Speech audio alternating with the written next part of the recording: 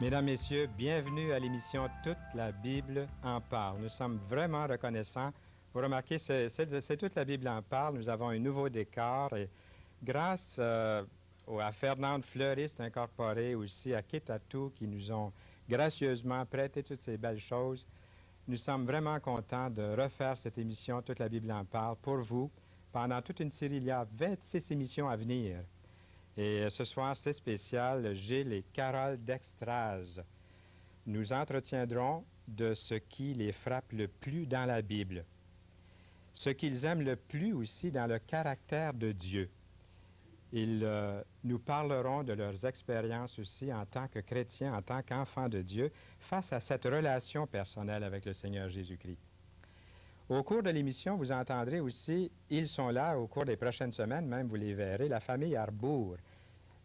Les enfants ont grandi, vous allez voir, et puis nous aurons aujourd'hui le privilège d'entendre Sophie Arbour, qui nous présentera l'une de ses chansons que vous entendrez un petit peu plus tard au cours de l'émission. Et comme toujours, nous sommes fidèles au rendez-vous pour vous présenter de la documentation. Vous pouvez déjà commencer à syntoniser là, des numéros qui paraissent à votre écran. Au bas de l'écran, ce sont vos numéros. Appelez-nous et faites la demande d'une édition spéciale de l'Évangile de Jean. Il vous suffit tout simplement d'en faire la demande. Cet Évangile est souligné. Il y a des sujets pertinents qui sont ressortis du texte. Et si vous n'avez pas un Nouveau Testament, vous pouvez, à la fin de l'émission, noter l'adresse. C'est une adresse en Ontario. Ils sont chics là-bas, les Ontariens. C'est une adresse en Ontario pour faire venir le Nouveau Testament Gédéon, qu'on retrouve dans les hôpitaux, dans les écoles, un peu partout.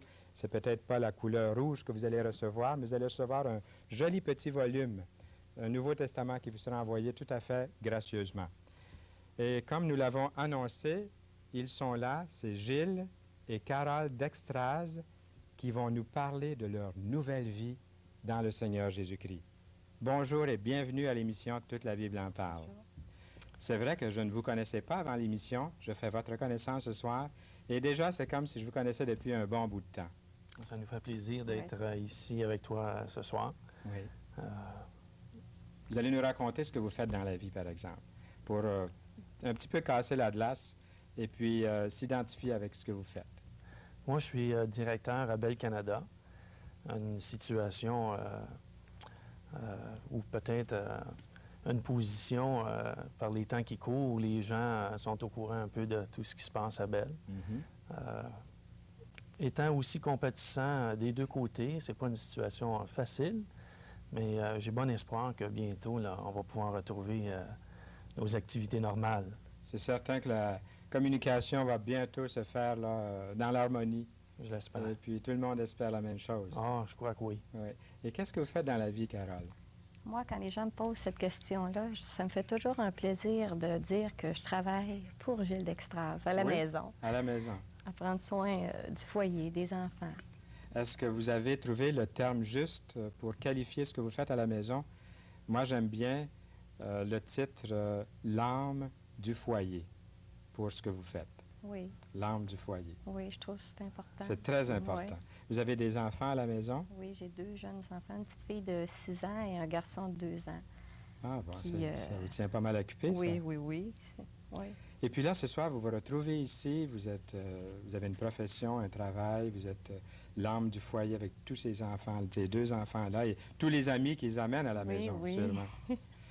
Et comment vous avez finalement trouvé à lire la Bible? Et puis, peut-être brièvement, Gilles, dis-nous, avant qu'on attaque certaines questions, là, qu'on entame le sujet, un petit témoignage très, très bref de ce qui s'est produit dans votre vie.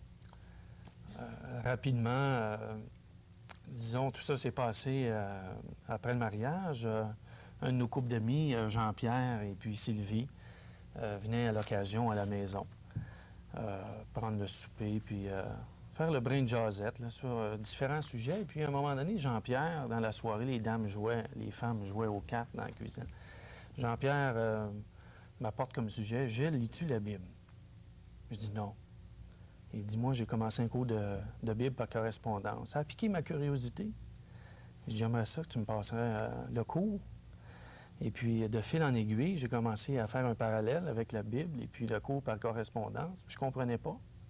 Un peu comme dans Actes, où on voit, dans Acte 8, où on voit l'Éthiopien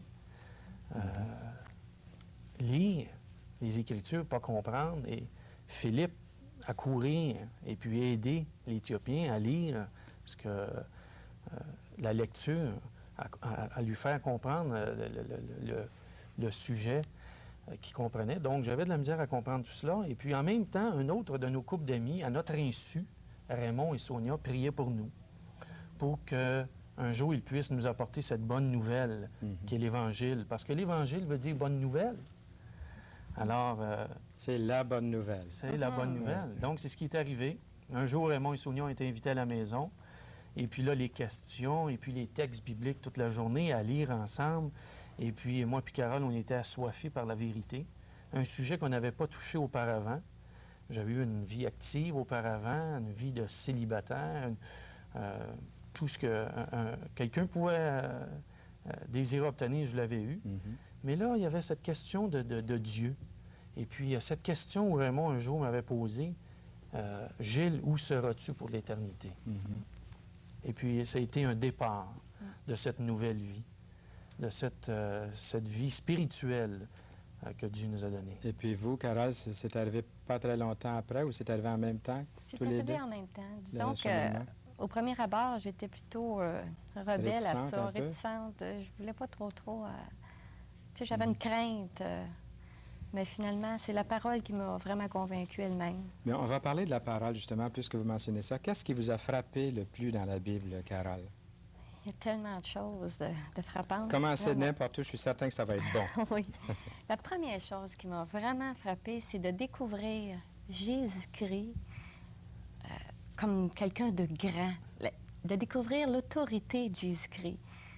Je croyais en Jésus-Christ, je croyais au sacrifice à la croix, mais en tant que Dieu fait homme, que sauveur, je croyais surtout un peu au mythe, le petit Jésus qui nous avait été enseigné depuis qu'on était jeunes. Pour moi, le petit Jésus, il était tellement petit pour moi que je minimisais son pouvoir. Je ne m'imaginais pas qu'il pouvait répondre ou agir.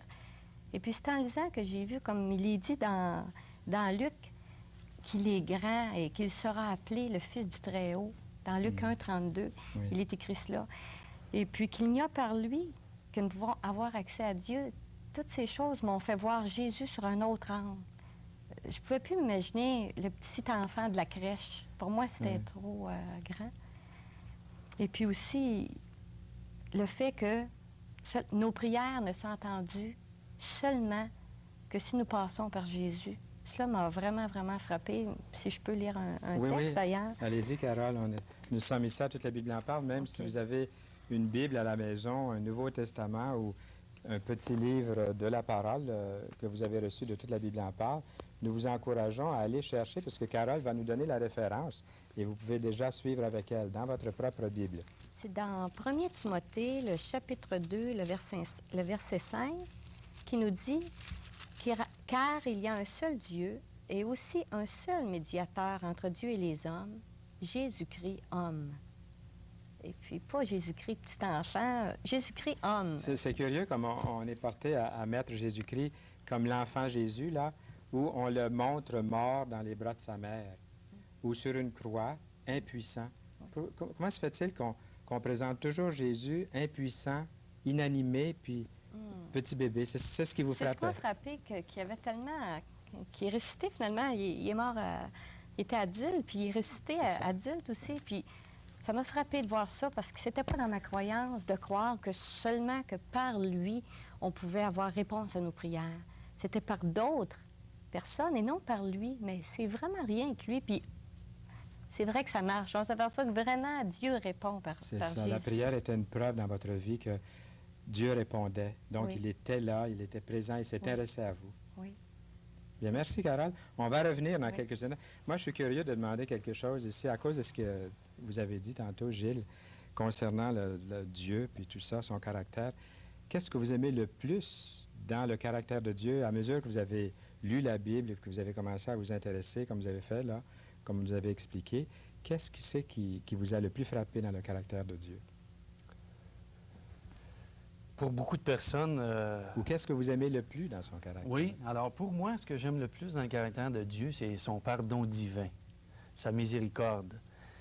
Pour d'autres personnes, ça peut être l'amour de Dieu, son grand amour. Il y a eu tellement un grand amour qu'il a donné son Fils.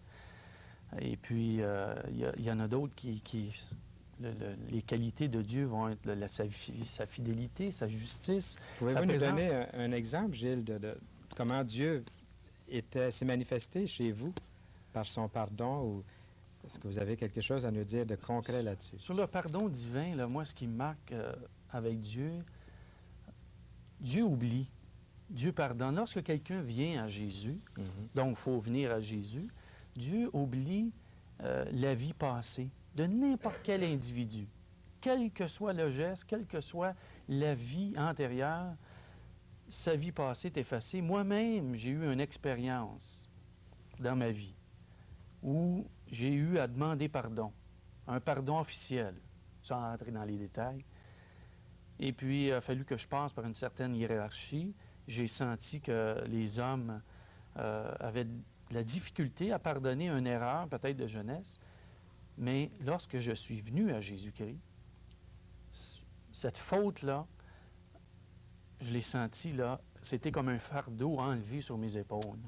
Et puis, je ne peux pas m'empêcher de faire un parallèle avec actuellement ce qu'on voit où un député, présentement, a été pointé par certains journalistes parce qu'il y a peut-être 30 ans, il y aurait eu une faute commise, il aurait peut-être été dans un hold-up ou peut-être qu'il tenait le sac, là, plus ou moins, mais cette tâche-là de 30 ans a été ramenée par des gens.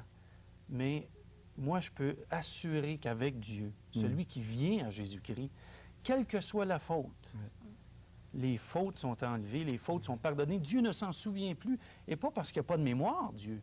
Dieu a une bonne mémoire.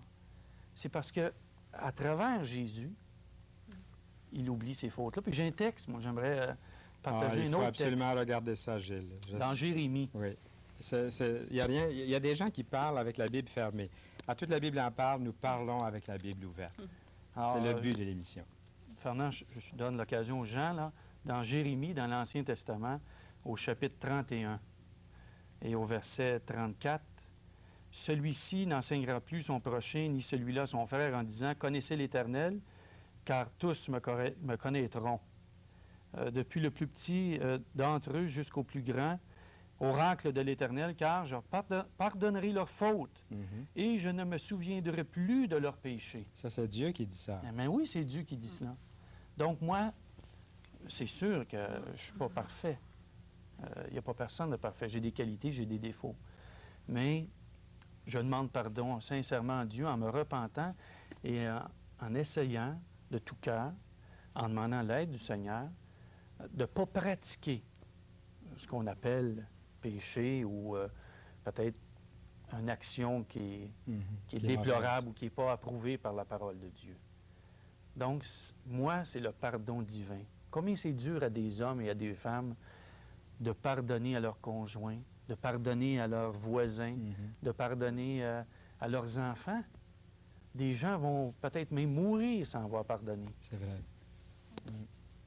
Puis votre conseil là, à vos amis qui regardent sûrement vos enfants ou vos parents autour, qu'on pourrait leur donner? Oui, moi, le conseil que je donnerais, c'est de vous procurer une Bible, de lire, de prier avant de lire aussi, de demander au Seigneur qui vous éclaire, parce que c'est le moyen, la parole est le moyen donné à l'homme par Dieu, et puis la prière, c'est le moyen de donner aussi pour communiquer avec Dieu par la prière, et que le Seigneur nous éclaire à vraiment comprendre son plan, que ce n'est point, et vite vous aurez fait de remarquer et de voir dans la parole que ce n'est pas le fait de suivre le Seigneur, ce n'est pas de suivre un mouvement quelconque ou une religion quelconque. C'est vraiment une relation personnelle avec lui qui peut nous... Je suis content, Carole, que vous mentionnez ça. Oui. Il faut le redire à nouveau pour que Oui. ce soit bien compris. C'est une relation personnelle avec lui, C'est comme ça. un ami qui peut nous libérer, qui peut nous transformer, nous donner une paix que personne, ni même cette vie, ne peut nous donner. Et que le salut est en Jésus-Christ et en sa parole aussi. C'est ça, ce n'est pas une religion, ce n'est pas une C'est ça. secte, comme vous l'avez si bien démontré. C'est vraiment une relation personnelle avec une personne vivante et authentique, le Seigneur Jésus-Christ. Absolument. Ah, puis une autre question que je voulais encore, c'est quelle est votre ambition, Gilles et Carole, dans la vie chrétienne? Vous avez toute le... Beaucoup d'ambition, beaucoup d'ambition, de c'est buts, mais la meilleure pour centraliser ou expliquer cela, c'est Christ, de mettre Dieu. Pour moi, c'est de mettre Dieu au centre de ma vie. Ça veut dire quoi, ça?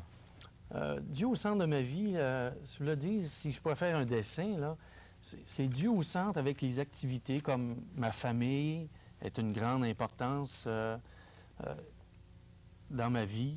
Le travail tient aussi une grande importance dans ma vie. Mes activités, mes loisirs, l'assemblée aussi, l'assemblée locale où je suis actif, ça aussi, ça a de l'importance. Donc, à chaque implication ou à chaque situation, Dieu doit être présent. Et puis l'exemple que je peux donner avec, mettons, si tu peux me permettre, Fernand, avec la famille, Caroline, chez nous, est allergique aux noix, aux acajou, au beurre de pinot, etc.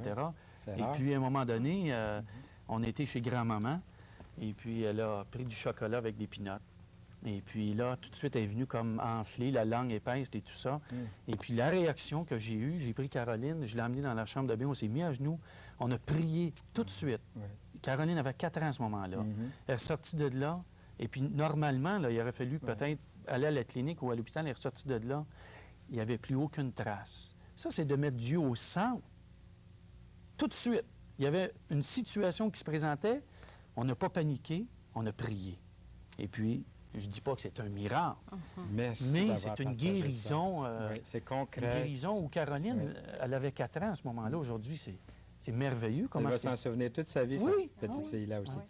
Nous allons revenir pour le mot de la fin. Je vous l'avais dit que ça passait vite ici. Ah, Eh, vite. On J'aimerais aurait revenir. Oui, vous allez revenir sûrement. Et puis, nous allons revenir tantôt pour le petit mot de la fin pendant quelques secondes, une minute peut-être. Merci. Et puis là, ce sont les annonces maintenant, des annonces publicitaires, mais vraiment, ici, on ne fait pas d'argent, puis on ne demande pas d'argent. Vous avez remarqué qu'on n'a jamais... Ça fait depuis 1977 que toute la Bible en parle joue. Et c'est la 299e émission qui est en train de se faire en ce moment-là. Et c'est pour ça que c'est un peu excitant pour nous d'avoir été sur les ondes avec vous toutes ces années-là et d'avoir présenté la parole de Dieu des gens qui sont venus témoigner de leur vie nouvelle. Ne manquez pas ce que nous vous offrons. La documentation, comme l'Évangile de Jean, c'est vraiment une version spéciale que nous vous offrons. Elle est soulignée. Il y a des choses formidables dans l'Évangile de Jean. C'est l'Évangile le plus profond de la parole de Dieu. Et si vous ne possédez pas une Bible ou un Nouveau Testament, vous pouvez, à la fin de l'émission, pour le Nouveau Testament, il faut écrire. Pour les autres choses, vous pouvez appeler dès maintenant, téléphoner et vous recevrez un évangile. Pour le Nouveau Testament, notez bien l'adresse. Les Gédéons sont très généreux. Ce sont des hommes d'affaires qui vous offrent ces petits volumes. Désirez-vous faire partie d'une étude biblique? Il y a sûrement une étude biblique tout près de chez vous, dans votre village, dans votre ville. Vous aimeriez étudier la Bible avec un petit groupe? Appelez-nous. Nous allons vous donner l'horaire, l'heure des réunions, le jour de la semaine, l'endroit, tout ce que vous voulez savoir. Vous désirez la documentation? Appelez dès cet instant et demandez-la. Il nous fera plaisir de vous faire parvenir cette documentation tout à fait gratuitement. Eh bien, est-ce que la vraie vie serait de gagner le gros lot? J'entends presque les gens dire oui. Eh bien, Sophie, dans sa chanson, va nous dire où se trouve la vraie vie, celle qui vaut vraiment la peine d'être vécue. Pas vrai, Sophie? Elle va nous en parler, vous allez la voir, et elle chante avec conviction. C'est un message, écoutons-la.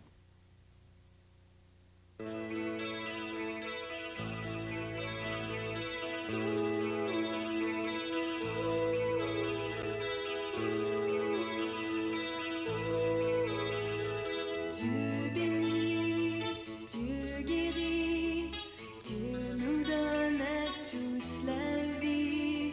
Dieu comprend et Dieu attend que tu lui révèles ton cœur. Il est paix, il est joie, il accomplit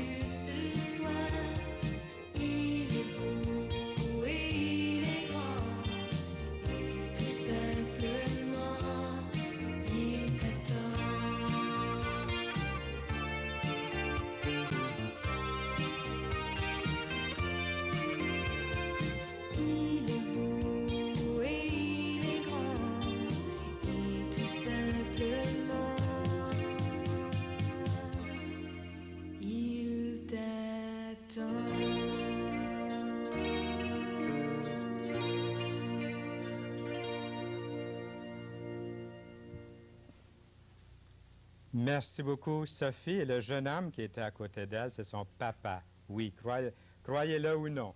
Et vous aurez l'occasion de le voir à d'autres émissions. Merci beaucoup, Sophie. C'est vrai ce que tu as chanté. Le Seigneur les attend, vous attend. Il vous cherche aussi. Le mot de la fin avec nos invités. Qu'est-ce qu'on pourrait se dire là, qui est pertinent, qui est important? Il ne faut pas manquer notre coup, là, parce que les gens veulent savoir le fond de l'histoire.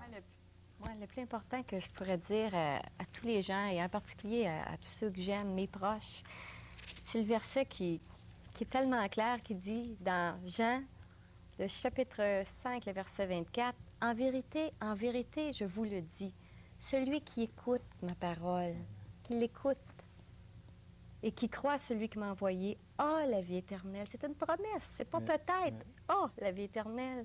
Il ne vient point en jugement, mais il est passé de la mort à la vie.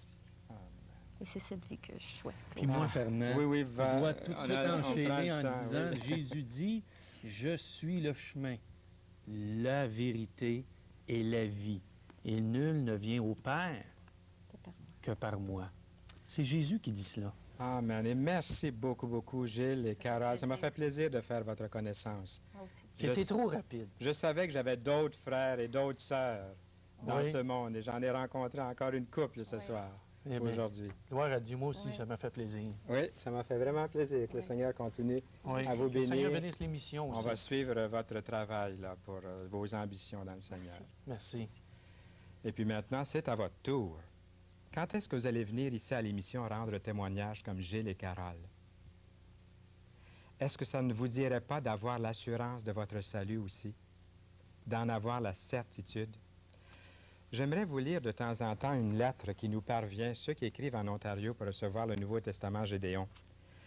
Et ici, c'est une dame, je ne nommerai pas la dame, bien sûr, mais c'est une lettre qui vient de la rue Sherbrooke à Montréal. J'aimerais recevoir le Nouveau Testament Gédéon. Je vous remercie. Félicitations pour votre émission qui est fantastique. C'est ce que nous croyons aussi, parce que nous annonçons la parole de Dieu. Elle continue. J'espère que vous continuerez votre émission encore longtemps, car ça nous fait réfléchir et ça fait beaucoup de bien. Et elle termine en disant merci et elle signe son nom. De temps en temps, je vais sortir comme ça des lettres qui nous parviennent régulièrement de personnes qui veulent avoir le Nouveau Testament. Et c'est votre privilège en ce moment. Vous pouvez noter l'adresse à la fin de l'émission et vous pouvez nous écrire tout simplement. Ou maintenant, si les numéros paraissent encore au bas de l'écran, vous pouvez demander l'Évangile selon Saint Jean. C'est à vous, c'est gratuit. Jamais personne ne va vous demander un sou. Nous vous l'offrons gratuitement. À la prochaine émission, dès la prochaine émission, nous aurons le plaisir d'entendre des membres de la famille Arbour qui sont là parmi nous, qui viendront rendre témoignage par leur chant. Et moi, j'apporterai un message de la parole de Dieu, intitulé « La semaine de témoignage ». À bientôt, au plaisir, et que le Seigneur vous garde.